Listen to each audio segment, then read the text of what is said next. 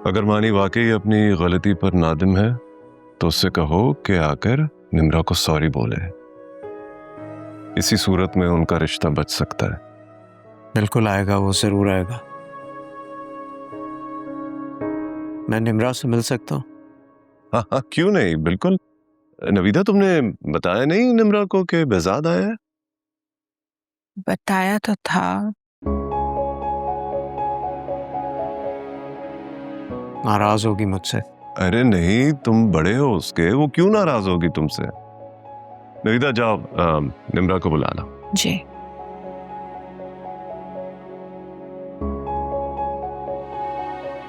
बेजाद, मेरी निम्रा को रिश्तों की कमी नहीं है, लेकिन मलिहा भी यही चाहती थी और निम्रा के लिए मलिहा की ख्वाहिश बहुत मायने रखती है। तुम बात कर लो निम्रा से। उम्मीद है कि तुम इस मसले को दानिशमंदी से हल करोगे।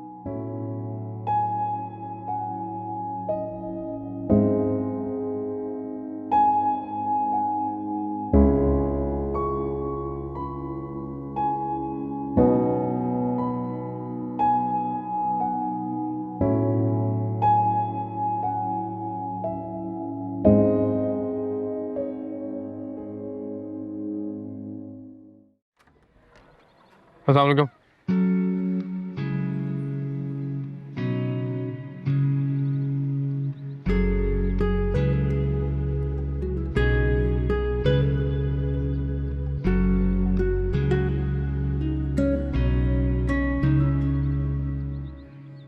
किस दुनिया में रहती हो तुम?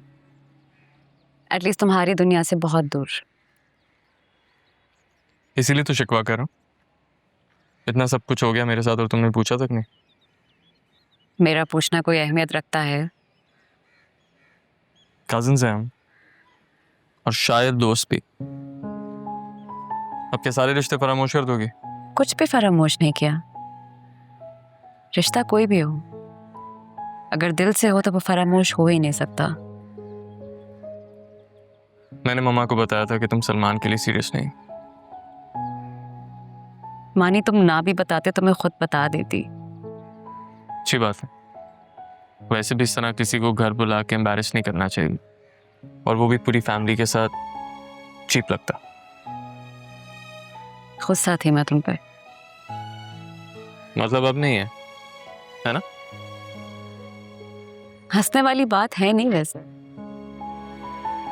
लगता है तुम्हारा सेंस ऑफ ह्यूमर तुम्हारे हालात की तरह बहुत ही बुरा हो गया है। चलो, ये तो पता चला कि मेरे हालात की खबर रखती हो। अल्लाह ताला जो करे तुम्हारे हक में बेहतर ही करे। Thank you.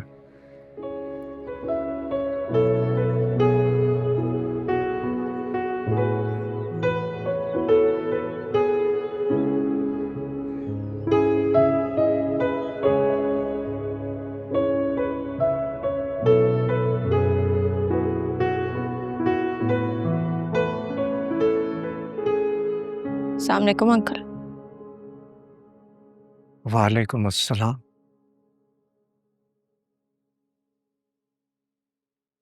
नाराज हो मुझसे? नहीं, कल आपसे नाराज किस बात पे हो सकती? मलिहा को तलाश नहीं कर सका ना मैं। आपने तो अपनी पूरी कोशिश की। इस बात के लिए सारी जिंदगी ममनून रहूंगी आपकी। कम से कम आप अम्मी पर भुगतान लगाने वाली फहरिस्त में शामिल नहीं हुए। ऐसा तो हो भी नहीं सकता ना। मानी ने सब बता दिया मुझे।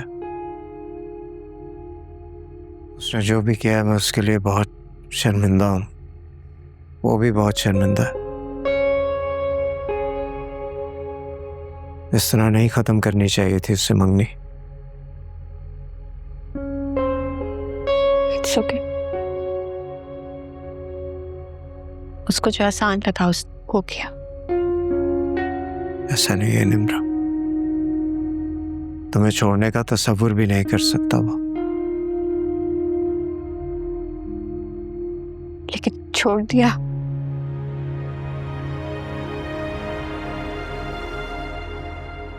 बेटा, मेरी बात का यकीन कर सको तो कर लेना। मैं इस बात को डिनाई नहीं करता कि तुमने जो कुछ तानिया को मलिहा से कहते हुए सुना, लेकिन मलिहा दानिया के मजबूर करने पर नहीं जा सकती। मान लिया था, इसलिए तो आंटी से उस दिन माफी मांगने के लिए गई थी। तुम्हें मलिहा ने मजबूर किया था मानी से मांगने के लिए? नहीं अंकल, मेरा अपना फैसला था ये।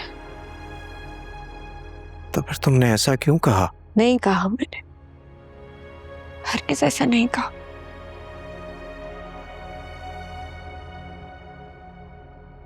तो इसका मतलब है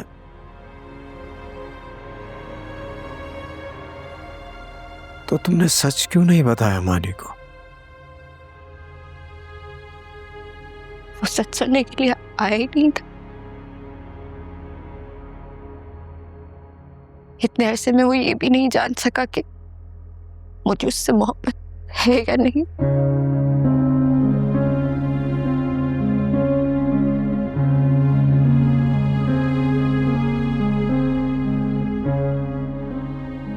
बेटा, तुमने मेरी बहुत बड़ी मुश्किल आसान कर दी। मैं तो ये सोच सोच कर परेशान हो रहा था कि मलिहा से किया हुआ वादा कैसे पूरा कर सकूंगा।